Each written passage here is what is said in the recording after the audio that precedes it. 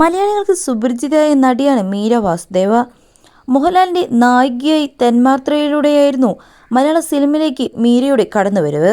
പിന്നീട് നിരവധി സിനിമകളിൽ അഭിനയിച്ചുവെങ്കിലും ടെലിവിഷനിലൂടെയായിരുന്നു തിരിച്ചുവരവ് നടത്താൻ മീരയ്ക്ക് സാധിച്ചത്.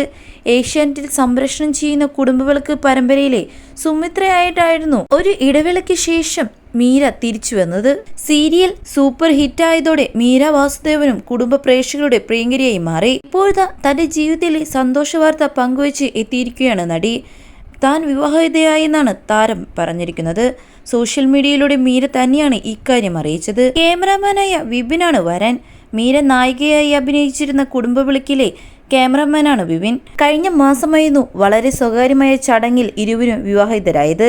ഇന്നലെയായിരുന്നു വിവാഹം രജിസ്റ്റർ ചെയ്തത്. ഇതിന് പിന്നാലെയാണ് വിവാഹത്തിന്റെ ചിത്രങ്ങളും പങ്കുവച്ചുകൊണ്ട് വിവാഹിതരായെന്ന വാർത്ത മീര പങ്കുവച്ചിരിക്കുന്നത്. ഞാനും വിപിനും 2019 മെയ് മുതൽ ഒരു പ്രോജക്റ്റിൽ തന്നെ വർക്ക് ചെയ്തു വരികയായിരുന്നു. കഴിഞ്ഞൊരു വർഷമായി അടുപ്പത്തിലായിരുന്നു.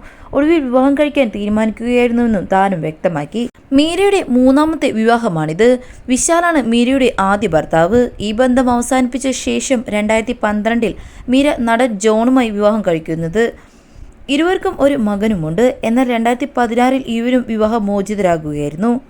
സീരിയൽ പോലെ തന്നെ സിനിമയിലും സജീവമാണ് മീര. കിറുക്കനാണ് മീരയുടേതായി ഒടുവിൽ പുറത്തിറങ്ങിയ ചിത്രം.